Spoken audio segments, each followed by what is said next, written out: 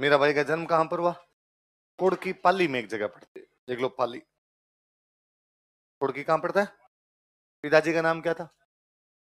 पाली में, वहां कुड़की के पास में एक जगह पड़ती है बाजोली। कौन सी जगह? इनके पिताजी बाजोली के सामंत थे। कहां के सामंत थे? लिख लो, बाजोली के सामंत, फ्यूडल लॉर्ड ऑफ बाजोली। बाजोली के सामंत, फ्यूडल लॉर्ड ऑफ बाजोली। मम्मी का नाम क्या था? वीर कंवर। पति का नाम क्या था? भोजराज। मेवाड़ के बहुत प्रसिद्ध राजा राणा सांगा जो हुए, राणा सांगा के सबसे बड़े बेटे थे, वो कौन थे? भोजराज। लिख लो, राणा सांगा के पुत्र, सन ऑफ राणा सांगा, राणा सांगा के पुत्र। और मीराबाई के दादाजी का नाम क्या था? दूधाजी मेड़ता के राजा थे। कहाँ के राजा थे? क्वेश्चन लिखो, मेड़ता के राजा, किंग ऑफ मेड़ता। दूधाजी भगवान कृष्ण के बहुत बड़े भक्त थे।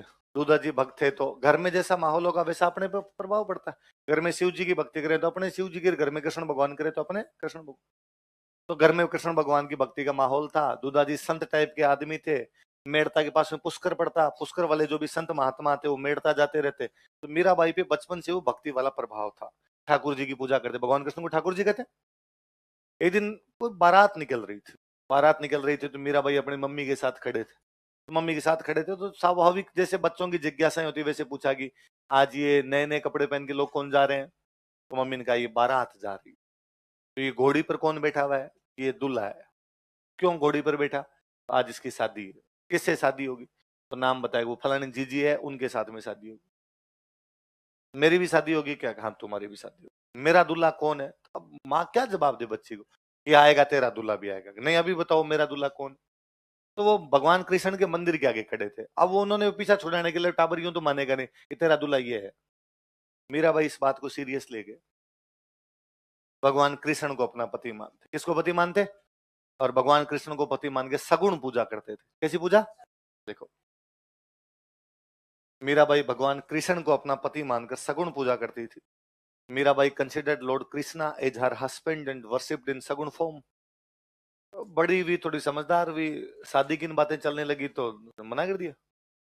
मैं जब भगवान कृष्ण को पति मानती हूँ तो फिर शादी का मतलब ही क्या? घर वालों ने समझाया बुझाया तो बाद भोजराज जी के साथ शादी हुई। किसके साथ शादी हुई? बड़ा राजघराना, मेवाड़ से बड़ा राजघराना कौन हो? सांगा से बड़ा राजा कौन हो? और सांगा के सबसे बड़े पुत्र कौन है? भोजराज। भोजराज की पटरानी बन के कौन जा रहे हैं? मीरा। भोजराज बहुत सरल सज्जन सीधे आदमी थे एकदम। कहते मीराबाई जब चित्तौड़ पधारे शादी होने के बाद तो उन्होंने भोजराज जी को कहा, भाई भले ही मेरी शादी हो गई हो आपसे, क्योंकि इस मनुष्य जीवन के अंदर आते हैं तो सब काम काज करने ही पड़ते हैं, लेकिन मेरा इस शादी, इस गृहस्थ जीवन से लेना देना नहीं है। मैं बहुत पहले भगवान कृष्ण को अपना पति मान चुकी हूँ, मेरे को इस भक्ति के अलावा और कुछ दिखता ही नहीं है।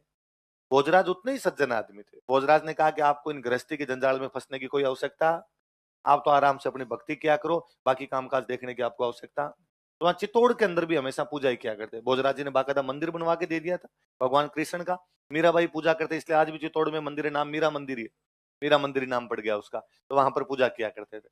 इवन की भोजराज को साथ वालों ने कहना शुरू कर दिया था, यार भोजराज, हमने सुना है यार तेरी पत्नी तुम्हारे से तो प्यार ही नहीं करती, और तेरी जो पत्नी है वो भगवान कृष्ण से प्यार करती है। तो भोजराज का उतना ही शानदार रिप्लाई है, यार तुम ये भी तो नोटिस करो कि मेरी पत्नी से प्रेम के मामले में मेरी टक्कर भगवान कृष्ण से है, तो आनिए बानिए से तो करती नहीं। भगवान कृष्ण से कर रही है तो अपनी टक्कर किससे है? अब यदि इस प्रेम के मामले में मैं जीत गया तो मैं कहूंगा कि मैंने भगवान को रहा है, और यदि मैं हार गया तो भगवान के आगे चलती किसकी है? भगवान भगवान है भाई साहब। तो भोजराज बहुत सरल सीधे आदमी थे एकदम। बाद में भोजराज जी की बहुत जल्दी डेथ हो जाती है। इस युद्ध के अंदर गए हुए थे, घायल होते हैं, और घायल होने के बाद उस युद्ध में क्या हो जाती है? तो जब पति की डेथ हो गई तो उसके बाद तो मीराबाई का पूरा जीवन ही पूरी तरीके से एकदम भक्ति के अंदर ही लग गया। इतने में आ गया खानवा वाला युद्ध। खानवा के जो था 1527 में राणा सांगा बाबर से लड़ने के लिए जाते हैं खानवा युद्ध। उस खानवा युद्ध में मीराबाई के पिता जो थे वो लड़ते हुए मारे जाते हैं, रतन सिंह। तो रतन सिंह कौन से युद्ध में काम आए थे? लिखो, लिख लो, मीराबाई के पिता रतन सिंह, मीराबाई फादर रतन सिंह। मीराबाई के पिता रतन सिंह, मीराबाई फादर रतन सिंह खानवा के युद्ध में लड़ते हुए मारे गए थे। Died while fighting in battle of Khanwa. Khanwa के युद्ध में लड़ते हुए मारे गए थे। Died while fighting in battle of Khanwa. Khanwa के युद्ध में लड़ते हुए मारे गए।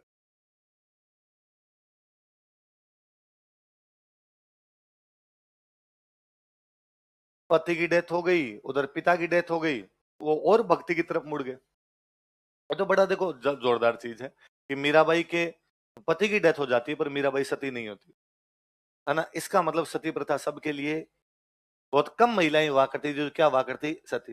मीराबाई फिर भी अपने पूजा पाठ में ध्यान दिया करते, सांगा ने इन सब नहीं करता, करो आप अपने पूजा पाठ करो, कोई दूसरी चीज करने की आवश्यकता आपको। 1527 में रतन सिंह खानवा वाले युद्ध में काम आते हैं, 1528 में सांगा मर गए, सांगा को साथ वालों ने जहर दे दिया और उसमें सांगा की डेथ हो गई। तो वो और ज्यादा उधर अपने भक्ति भाव की तरफ ही लग गए। सांगा जब मरे तो सांगा के बेटे राजा बनते हैं, उनका नाम भी रतन सिंह था। मीरा के जो देवर है उनका नाम भी क्या था, रतन। 3 साल बाद रतन सिंह मर जाते हैं। बूंदी वालों के साथ एक लड़ाई होती है, बूंदी वाली लड़ाई में सूरजमल के खिलाफ लड़ते हुए रतन सिंह जी काम आ गए। तो मीराबाई के एक और देवर राजा बनते हैं, उनका नाम था विक्रमादित्य। क्या नाम था, विक्रमादित्य राजा बन जाते हैं। विक्रमादित्य राजा बने तो वहां पे मीराबाई के और अपने देवर विक्रमादित्य के बीच में क्लेश होने शुरू हुए। एक तो उन दिनों में चित्तौड़ के अंदर एक संत आए हुए थे, उनका नाम था रेदास। क्या नाम था, मीराबाई उनको अपना गुरु बना लेते हैं, लिखो गुरु रेदास।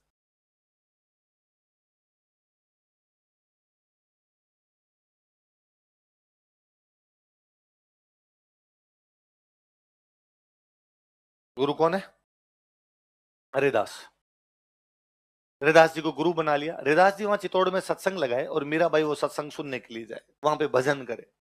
विक्रमादित्य को पसंद नहीं है, और विक्रमादित्य ने कहा भाई भाभी जी आप राज परिवार की महिला हो, पहली बात तो राज परिवार की महिलाएं घर से बाहर नहीं निकलती, आप घर से बाहर जा रही हो, ये गलत बात है। विधवा महिलाएं घर से बाहर नहीं जाती, आप विधवा महिला हो घर से बाहर जा रही हो, ये गलत बात है। रैदास जी दलित जाति की व्यक्ति है, आप उनको गुरु बनाते हो, उनको गुरु नहीं बनाना चाहिए, ये गलत बात है। मीराबाई ने विक्रमादित्य को सीधा सीधा कहा कि देखिए जात पात में तो मेरा कोई विश्वास ही नहीं है, सब कुछ उस भगवान कृष्ण की संतान है, जब सब कुछ उसका है तो ऊंच नीच नाम की कोई भी चीज ही नहीं।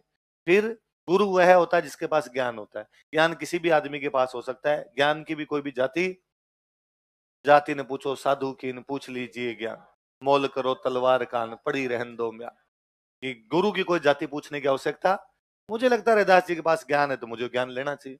जहां तक आपकी ये बात है कि भाई विधवा हो इसलिए बाहर नहीं निकल सकते, तो मैं बहुत पहले ये सबको बता चुकी हूँ कि मैं एकमात्र किसी को पति मानती हूँ, वो कौन है, भगवान, वो अजर अमर है, इसलिए मेरे पर इस प्रकार के प्रतिबंध भी लागू नहीं होते।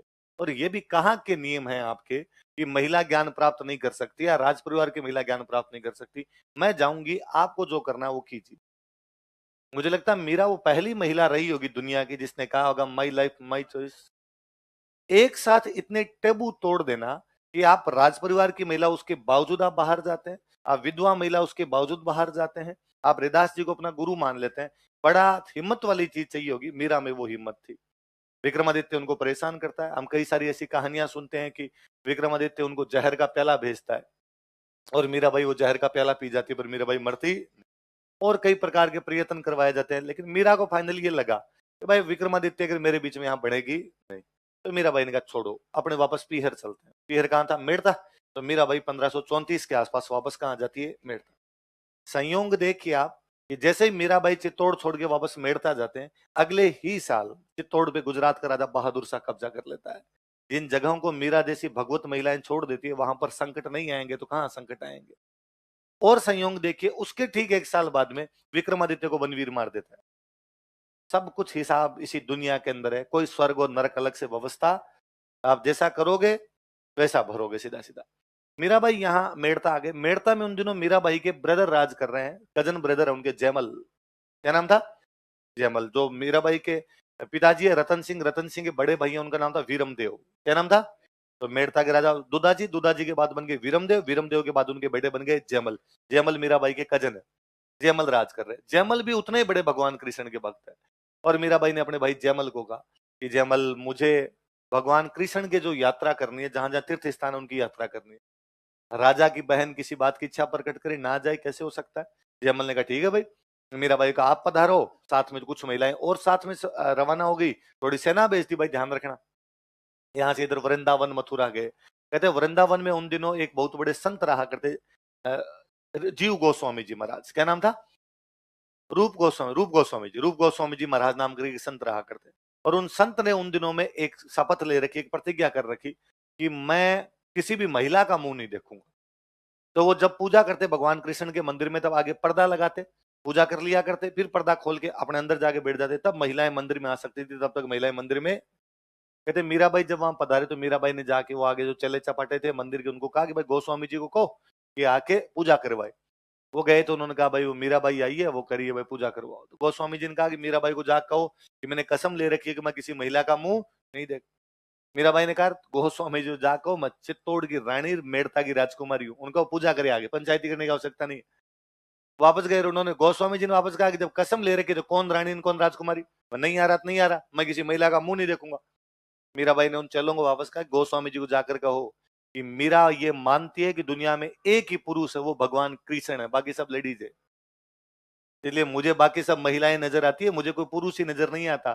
तो गोस्वामी जी ने आगे दंडवत प्रणाम किया, हे माते, जो महिला इतनी ज्यादा वो कंसंट्रेट कर ले कि उसे भगवान कृष्ण के अतिरिक्त कोई दूसरा दिखाई नहीं देता, तो बोलने में बड़े बोल्ड थे। फिर यहाँ से वृंदावन से यहाँ गोकुल वोकुल ये घूमे, यहाँ से चले गए द्वारिका। द्वारिका में भगवान कृष्ण का एक मंदिर है, रणछोड़।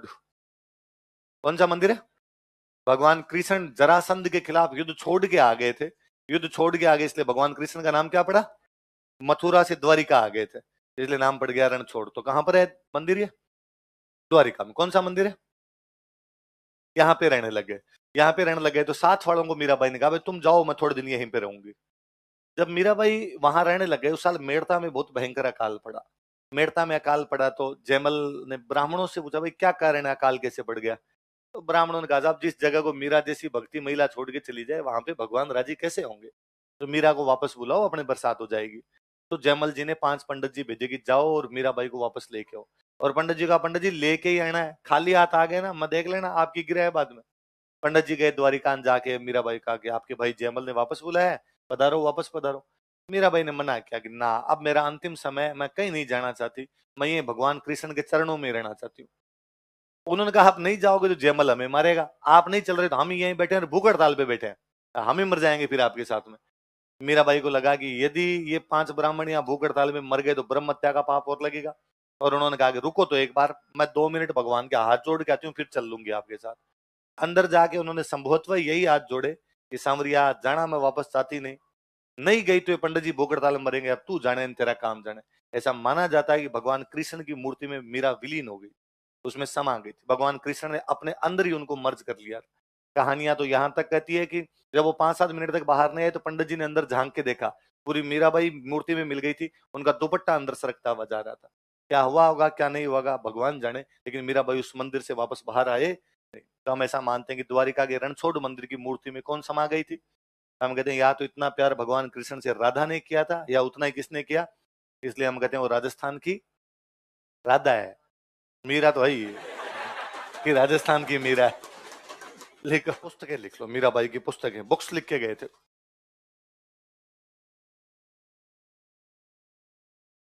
बताओ देखिए बुक का नाम क्या है? गीत। ये वो नहीं है, जयदेव वाली नहीं। एक जयदेव की गीत गोविंद थी, वो संगीत की बुक है। ये सामान्यतः भगवान कृष्ण के गीत लिखे, भगवान कृष्ण को गोविंद कहते हैं, गोविंद के गीत लिखे, इसलिए क्या हो गए? गीत गोविंद। मारो तो गिरधर गोपाल दूसरो ना कोई। दूसरे कौन सी है? पदावली। पदावली फुटकर लिखे हैं उनके, खूब यूं 5-5 7-7 लाइनों के कई भजन मिल जाएंगे। पायो जी मैंने राम रतन धन पायो, ये मीरा का भजन है अपने आप में। तो ये पदावली से फुटकर पद जो लिख दिए, पद लिख दिए, इसलिए वो क्या हो गए? पदावली। भगवान कृष्ण की एक रानी थी, उनका नाम है रुक्मणी। रुक्मणी पे जो किताब लिखी वो कौन सी होगी? भगवान कृष्ण की एक और रानी जिनका नाम है सत्यभामा। क्या नाम है? सत्यभामा एक बार नाराज हो गए थे। नाराज होने को बोलते हैं रूसणो। नाराज होने को क्या बोलते हैं? तो किताब का नाम क्या हो गया? सत्यभामानु रूसणो। क्या नाम हो गया? आप भी रूसे होंगे, नाराज होते थे बचपन में, रूसते थे। तो है ना एक जोक कि क्या तुमने कभी विदेश यात्रा की? हाँ, बचपन में जब भी मुझे मम्मी डांटती थी मैं रूस जाया करता था। कहाँ जाया करता था? मैं रूस जाता। रूसना मतलब क्या होता है? नाराज होना। और ये किताब कौन सी है? नरसिंह जीरो मर। अभी जो मैंने कहानी सुनाई आपको, गुजरात के नरसिंह भगत में है, जो अपना मायरा भर के आते हैं। ये किताब एक व्यक्ति के सहयोग से लिखी है, उनका नाम क्या है? रत्ना खाती नाम के व्यक्ति, उनके सहयोग से कौन सी बुक लिखी? नरसिंह जीरो। यदि वो कभी आप भजन सुनोगे नानी भाई को मायरो, तो उसमें है कि जब वो बैलगाड़ी लेके जा रहे होते हैं नरसिंह जी, रास्ते में जब बंदा मिलता है तो पूछते हैं कि क्या नाम है तुम्हारा, कौन जात के हो, कहाँ जाओगे? तो कहते हैं किसनो मेरो नाम जात को मैं खाती। तो भगवान कृष्ण कहते हैं कि भाई किसनो मेरो नाम जात को मैं खाती। तो वैसे वो खाती जाति के व्यक्ति के रूप में मिलते हैं। तो रत्ना जी ने सहयोग किया इस बुक में, तो रत्ना खाती के सहयोग से बुक कौन सी लिखी हुई है? नरसिंह जीरो। बताओ